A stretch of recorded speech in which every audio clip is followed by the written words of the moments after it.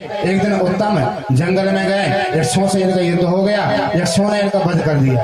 ध्रुव जी को क्रोध आया समस्त सैन्य शक्ति के साथ में, और महाराज यक्षों पे आक्रमण किया है, हजारों यक्षों को मौत के घाट उतार दिया। जब मनु महाराज आए, बोले बेटा नायम मार्गो ही साधु नाम, अरे एक यक्ष ने तुम्हारे भाई को मारा था, उसके बदले में तुमने हजारों यक्षों को मार दिया, इस साधुओं का मार्ग नहीं है। अपने पूर्वजों की बात को मानकर ऋतु को भ्राम दिया। ऐसे ही श्री कुबेर जी महाराज प्रकट हुए,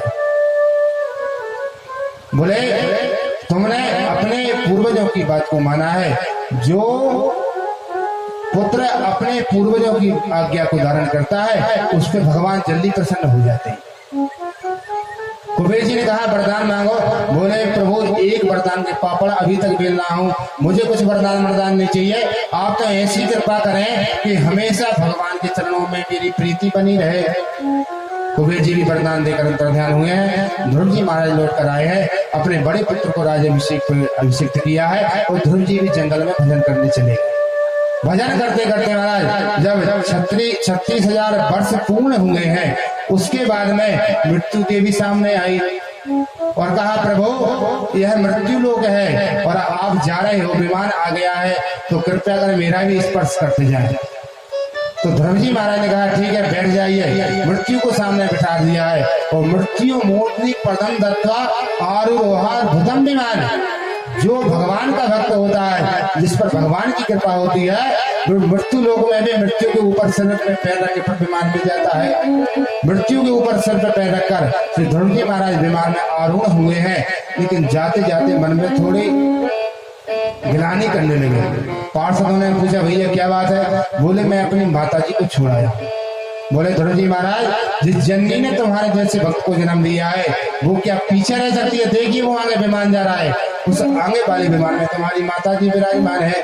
तो ध्रुव जी महाराज ने इस प्रकार भगवान की अल्प अवस्था में भगवान की प्राप्ति की और उस अटल पद ध्रुव पद को प्राप्त किया है।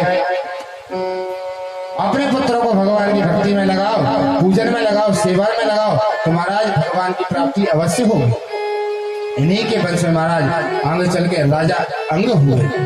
अंग बड़े ही धर्मात्मा, बड़ी प्रतापी राजा थे, लेकिन इनका पुत्र बड़ा ही अधर्मी हुआ जिसका नाम था बैन। अंग महाराज इससे महाराज पीड़ित होकर अपने स्वराज की गुफाओं में जाकर प्रविष्ट हो गए और भगवान के नाम का भजन करने लगे। इसने पूरे मंत्रियों से विदेशों में ढूंढवाया, लेकिन अपने ही देश में नहीं ढूंढा और सर्व मंत्रियों की सम्मति से बैन को ही राजा बना दिया। बैन ने राजा बनते ही एक ढिमढिम घोष कर दिया। क्या कर दिया? बोले न यष्टप्यम न दातप्यम न होतप्यम त्वजा उचित इति निवाय धर्मम भैरी घोषेण सर्वसा। बोले आज के बाद हवन करना बंद, दान पुण्य करना बंद, भगवान के भजन करना बंद। बोले राजा में ही सारे भगवान का वास होता है, यदि हवन करना है तो मेरे नाम से करिए, बैनाय स्वाहा। यदि भजन करना है तो मेरे नाम का करिए, हवन करना है तो मेरे नाम का करिए। अब तो महाराज इसने अपने राज्य में ऐसा नियम बना दिया। महात्मा लोग आए, बोले राजा ये बात गलत है, सनातन धर्म अनादिकाल से चला रहा है और यदि राजा ही धर्म पे कुठाराघात करेगा तो धर्म रसातल में चला जाएगा। ऋषि मुनि जो भी इत्यादि महात्मा भजन करते हैं उसमें विक्षेप मत करो। तो राजा उनको ही ज्ञान देने लगा। बोले महात्माओं तुम किसका भजन करते हो? बोले राजा में सभी देवताओं का वास होता है। बोले बाली संबत यूयम्बा अधर्मे धर्म मानिना उपासते। बोले तुम तो बालकों की तरह व्यवहार कर रहे हो। अरे जिस प्रकार नारी अपने पति को छोड़कर दूसरे पति से प्रीति करे, इसी प्रकार तुम राजा को छोड़कर भगवान का भजन करते हो। अरे राजा में सभी देवताओं का वास होता है।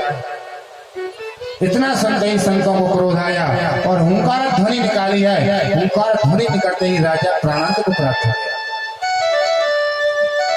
अब सबने कहा भैया राजा ही मर गया तो राज में अराजकता फैल जाएगी, किसको राजा बनाए? तो सर्वसम्मति से उसी की देह का दोहन महाराज मंथन किया गया।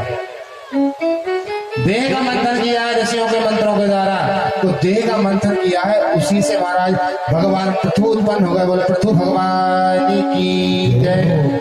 भगवान पृथु जोड़ा के साथ उत्पन्न हुए हैं। अब तो सभी ने सर्वसम्मति से राजा पृथु को राज सिंहासन पर बिठा दिया है। भगवान पृथु राजा बने हैं। राजा ने देखा कि हमारी पूरी पृथ्वी छिन्न भिन्न है, तो राजा ने सभी पृथ्वी को समतल बनाया। भगवान पृथु ने नगर ग्रामों की व्यवस्था बनाई, जहां महाराज पहाड़ से सबको उठा के एक जगह रखवा दिया, और जितनी भूमि टेढ़ी मेढ़ी ऊंची नीची थी सबको समतल बना दिया। अब एक दिन सभी प्रजा हाथ जोड़कर राजा के पास में आई, बोले प्रभु हम भूखों मर रहे हैं, हमारे घर में खाने के लाले पड़ रहे हैं, खाने के दाने नहीं है। पृथ्वी में हम 1 कुंतल गेहूं बोते तो महाराज 10 पैसे भी निकलता है, अनाज पैदा ही नहीं होता महाराज, क्या कर रही है पृथ्वी।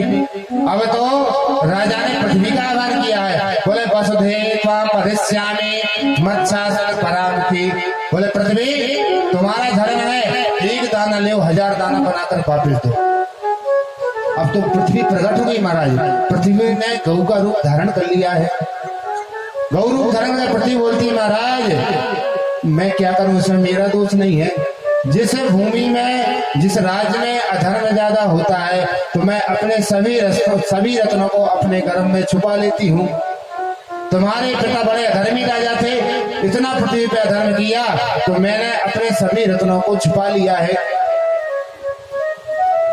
देखिए जहां ज्यादा अधर्म होता है वहां पृथ्वी गौ का रूप धारण करके सभी रत्नों को अपने गर्भ में छुपा लेती है।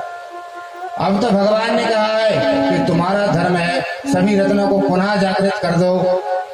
अब तो भगवान पृथु ने पृथ्वी के द्वारा पृथ्वी में गौ रूप लिया है, और गौ के ही द्वारा समस्त रत्नों का दोहन कराया गया। देवगुरु बृहस्पति ने बछड़ा बनकर सभी वेदों का दोहन कर लिया महाराज। गंधर्वों ने संगीत विद्या का दोहन कर लिया है। राजाओं ने महाराज समस्त धनुर्विद्याओं का दोहन कर लिया है। सभी व्यक्तियों ने अपने अपने काम की चीज का दोहन किया है। अब आप एक बात पे विचार कीजिए कि जिस गौ माता ने हमको सब कुछ दिया है, आज वही गौ माता दर दर भटक रही है। आज जिस गौ माता ने हमको सब कुछ दिया, यदि हम उसकी सेवा नहीं करेंगे, दर दर डंडे खाते हुए भगेगी तो महाराज वो श्राप देगी कि आशीर्वाद देगी। अरे तुमने सब जायदाद अपने पुत्रों के नाम कर दी, और यदि पुत्र तुम्हारी सेवा नहीं करेंगे तुम श्राप दोगे कि आशीर्वाद दोगे? श्राप दोगे महाराज, कि इनका सब कुछ नष्ट हो जाए। ऐसे ही गौ माता देखती है कि मैंने इनको पूरी जमीन दी, मैंने इनको सब सर्वस्व दिया, सब कुछ इसने मुझसे ही दोहन किया है, और यही मनुष्य आज मुझे झंडे मार मार के दर दर भटका रहा है, तो मैं भी ऐसा श्राप दूंगा कि तुम भी दर दर भटकोगे। तो महाराज यदि गौ माता ऐसे ही घूमती रही ना, कुछ समय ऐसा आएगा कि अभी तो कोरोना फैला था, अब ऐसी बीमारियां फैलेंगी, मनुष्य घर से बाहर निकलना मुश्किल हो जाएगा। इसलिए संकल्प लो कि हम सनातन धर्मी हैं, देसी गाय की सेवा करेंगे अपनी मां मानकर। इसलिए गौ को माता कहा जाता है, क्योंकि गौ ने ही सर्वस्व मनुष्य को दिया है। डॉक्टर भी कहते हैं भैया यदि बच्चा माँ का दूध नहीं पीता तो फिर गौ का दूध पिलाइए। क्यों? बोले जितने प्रोटीन माँ के दूध में होते हैं उतने गौ माता के दूध में होते हैं, और अन्य किसी के दूध में नहीं होते, वो भी देसी गाय के। इसलिए होते हैं कि वो जगत जननी है, जगत माता है। यदि उस माता की आप सेवा नहीं करोगे तो आप